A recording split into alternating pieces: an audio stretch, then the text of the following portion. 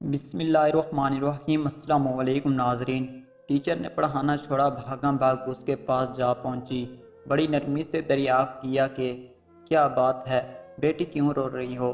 اس نے سسکیاں لے کر جواب دیا، میری فیس کے پیسے چوری ہو گئے ہیں، بیگ میں رکھے تھے، کسی نے نکال لیے ہیں۔ ٹیچر نے ایک لڑکی کو اشارہ کرتے ہوئے کہا، کمرے کے دروازے بند کر دو، کوئی باہر نہ جائے، سب کی تلاشی ہوگی۔ ٹیچر نے سامنے کی 3 رو سے طلباء کی خود تلاشی لی اور پھر انہیں پوری کلاس کی طالبات کی جیبیں چیک کرنے اور بستوں کی تلاشی کی ہدایت کر دی۔ کچھ دیر بعد 2 لڑکیوں کی تکرار سے اچانک کلاس ایک بار پھر شور سے گونج اٹھی۔ ٹیچر اپنی کرسی سے اٹھتے ہوئے بولی، کیا بات ہے؟ میں تلاشی لینے والی طالبہ بولی، کوثر اپنے بیگ کی تلاشی نہیں لینے دے رہی۔ ٹیچر وہیں دھڑک سے بولی، پیسے پھر اسی نے چرائے ہوں گے۔ کوثر تڑپ کر بولی، نہیں نہیں مس، میں چور نہیں ہوں۔ چور نہیں ہو تو پھر بیگ کی تلاشی لینے دو۔ نہیں، کوثر نے کتابوں کے بیگ کو سختی سے اپنے سینے کے ساتھ لگا لیا۔ نہیں، میں تلاشی نہیں دوں گی۔ ٹیچر آگے بڑھی، اس نے کوثر سے بیگ چھیننے کی کوشش کی لیکن وہ کامیاب نہ ہو سکی۔ اسے غصہ آ گیا۔ ٹیچر نے کوثر کے منہ پر تھپڑ دے مارا، وہ زور زور سے رونے لگ گئی۔ ٹیچر پھر آگے بڑھی، ابھی اس نے طالبہ کو مارنے کے لیے ہاتھ اٹھایا ہی تھا کہ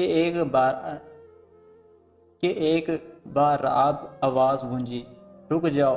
ٹیچر نے پیچھے مڑ کر دیکھا تو وہ پرنسپل تھے۔ نہ جانے کب کس نے انہیں خبر کر دی تھی۔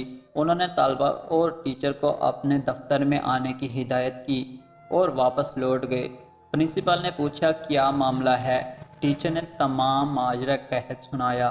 انہوں نے طالبہ سے بڑی نرمی سے پوچھا، تم نے پیسے چرائے؟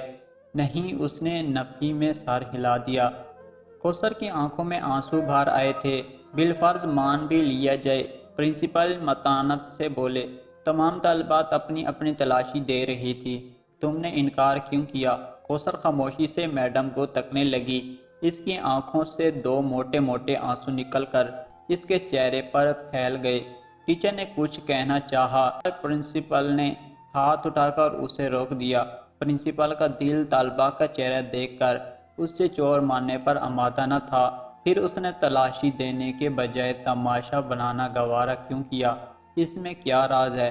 وہ سوچنے لگی اور پھر کچھ سوچ کر ٹیچر کو کلاس میں جانے کا کہہ دیا۔ پرنسپل نے بڑی محبت سے کوثر کو اپنے سامنے والی نشست پر بٹھا کر پھر استفسار کیا۔ اس نے خاموشی سے اپنا بیگ ان کے حوالے کر دیا۔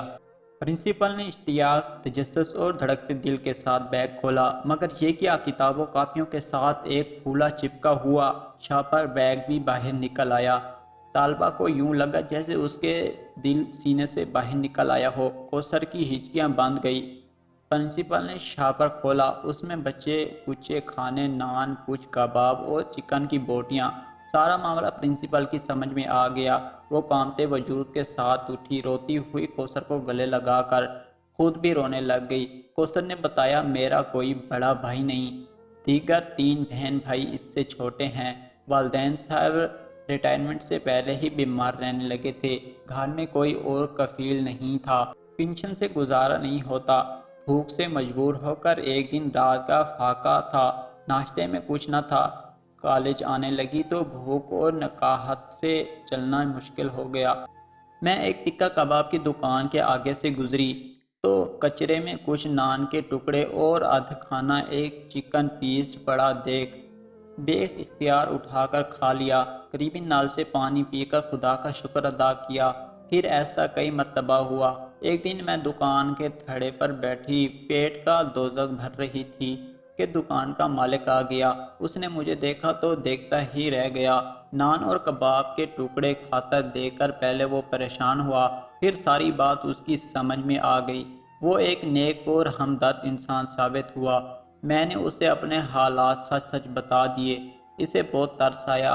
اب وہ کبھی کبھی میرے گھر کھانا بھی بھیج دیتا ہے اور گاہکوں کا بچا ہوا کھانا، برگر وغیرہ روزانہ شاپر میں ڈال کر اپنی دکان کے باہر ایک مخصوص جگہ پر رکھ دیتا ہے، جو میں کالج آتے ہوئے اٹھا کر کتابوں کے بیگ میں رکھ دیتی ہوں۔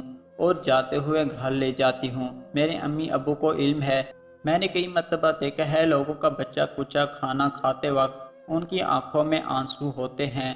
بہن بھائی چھوٹے ہیں، انہیں کچھ علم نہیں، وہ تو ایک دوسرے سے چھین کر بھی کھا لیتے ہیں۔ یہ چھوٹی سی سچی کہانی کسی بھی درد دل رکھنے والے کو جھنجھوڑ کے رکھ سکتی ہے۔